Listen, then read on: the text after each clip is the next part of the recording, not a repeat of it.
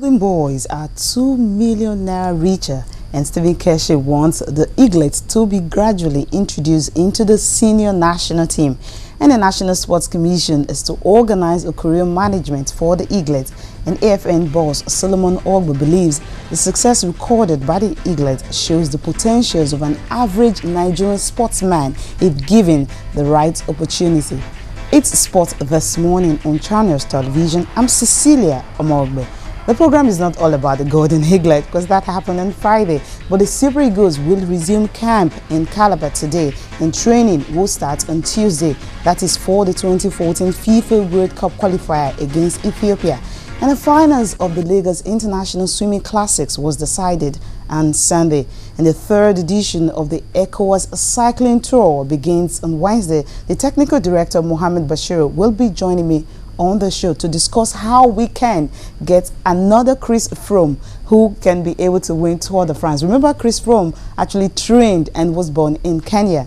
And Ali are the champions of Africa for a record 8th time. It's a big victory for Man United and for Arsene Wenger. He lamented the missed chances that the players could not convert. But that is old story, as Man U recorded a big victory to return to the title chase. And the ATP World Tour Finals winner will be decided today. And it's between the two world's best players in the world, talking about Rafael Nadal and Novak Djokovic.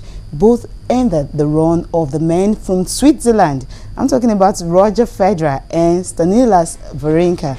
And in the MotoGP, you having Marc Marquez. He has become the youngest winner in the history of the sport. He is just 20 years old. All these and more after these highlights. In by Rooney, Van Persie! Of course! United right back in the chase! Arsenal, they are after you! Robin Van Persie against Arsenal again! Well, it was a delightful... For Tottenham, Brad Friedel. But when Gouffran won the ball and fed Remy, he was left with precious little chance. And it was the second little right foot touch for me that was quite brilliant. Poor tackle from Paulinho, but watch this, not the first one, but this one, that second one, it just takes it away from Brad Friedel's right hand. That space isn't an option for them. Not that they need a great deal, particularly Aguero. Brown. Well, it's a great ball, it's worked out wonderfully. They've got Giaccherini in the middle, but he doesn't need him. Bardsley proving to be something of a goal scorer at both ends for Sunderland. What an assured finish that was by the fullback. To be fair, I thought Walters would take it, but it was Charlie Adam who stepped up to take it. And it's a good point for Stoke because they're in the bottom three. To this goal, little short passing 1-2s. You know, it's fantastic play. Ireland finds himself in the box, and it's a terrific little finish. Ball from Crouch, great touch there.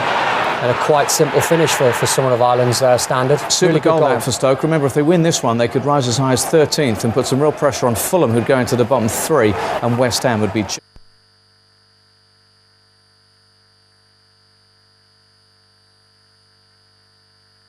That was highlights coming from the English Premiership. Tottenham, of course, suffering a loss there. And the same thing with Man City. But for Man U, you will say it's a big victory for them, returning to the title chase. Now, before we talk about so many things lined up for today, starting from the Golden Eaglet, Jonathan welcoming them and all that, we'll talk about cycling, talking about the ECOWAS Cycling Tour. I have the technical director of Nigerian Cycling Federation with me in the studio, Mohammed Bashir. Good morning. Good morning.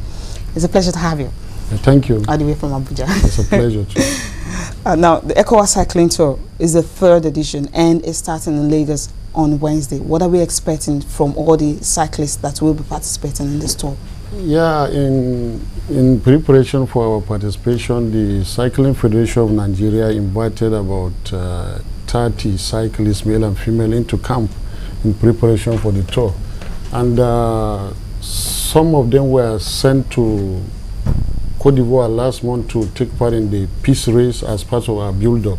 Okay. And though the camp is for the African Continental Championship and the ECOWAS Tour, We have selected 6 that would do the nation proud. They are presently in Lagos. 6 selected. 6 selected. Okay, now, these cyclists, during my introduction, I actually talked about Chris Froome. I remember when Chris Froome actually won that. I called you in Abuja, right? You talked about, when you're having a made in Africa athlete, and of course, going to conquer the world is really the big stage. Tour de France is the biggest cycling tour in the world. ECOWAS is at the African level. Yeah. How can we manage cyclists to ensure that they're at the very top level?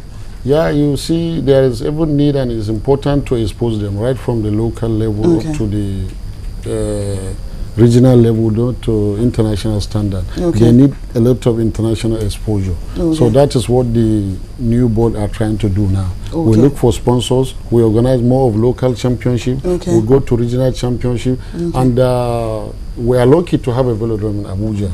And now the commission are doing everything to ensure that the velodrome is being put into use. Very soon that already in June this year, the UCI has sent a technical expert to come and look at the velodrome because they are going to make it a developmental center for the West African sub-region. For the West African sub-region. Now, let's talk about the ECOWAS cycling tour. It's starting in Lagos, and how many cities or how many countries are they touring?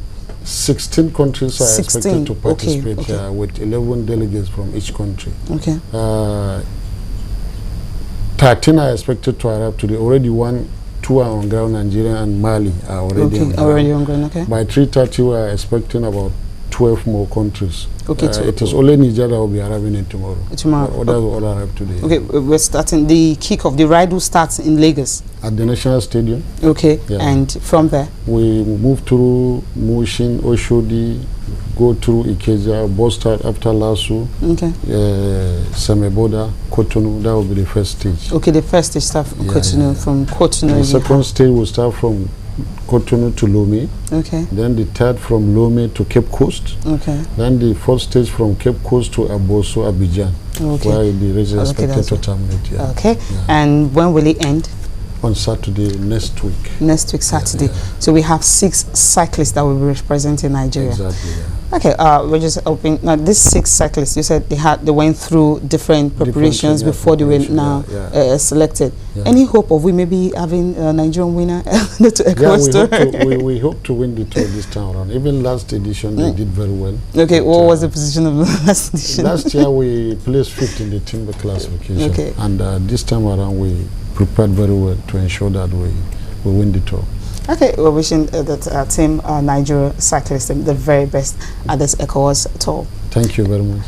Now I won't let you go for just a little bit about the Golden Eagle, because that's where I'll be going to right now. Once you leave the studio. Now this Golden Eagle, the preparation started from last year. Of course, this year, and at the end of the day, they were able to conquer the world after coming second in Africa earlier in the year. Yeah, you see, in everything you do, you need to prepare very well. If you sleep early, you wake up early. Because the preparation was good, that is why the result is coming. All right, thank you very much for coming on the program. It's a pleasure. Thank you too. So we'll hope to have you after the tour.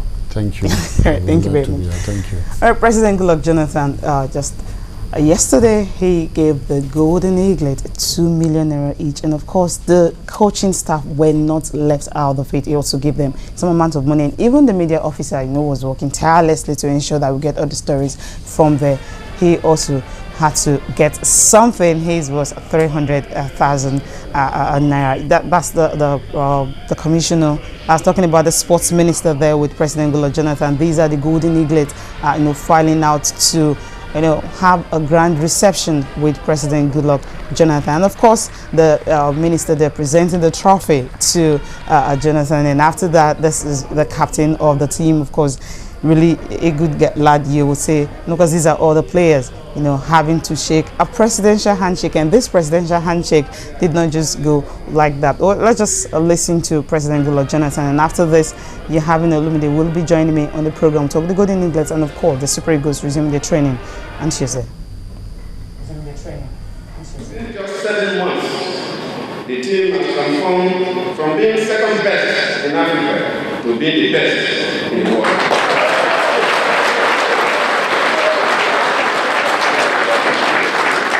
It is only through serious preparation, hard work, and great determination that such an outstanding achievement is possible. Amidst our joy and celebration, I must underline that the enduring test of the victory they have achieved will be the push progress of these players. And we all need it, all Nigerians need it, because we have been doing very well at the junior level. If we can conquer the world at under 17, there's no reason why we cannot conquer the world at the highest level. The celebration we are celebrating today will be short-lived if we don't progress to win under 20, then of course the senior Eagle that will represent us in the subsequent tournament. Their talents must be harnessed and developed to even greater success. We cannot afford to relax on today's progress, but must continue to train, guide, and care for them. This is a world-class stage, and they must remain world champions from category to category, and from one tournament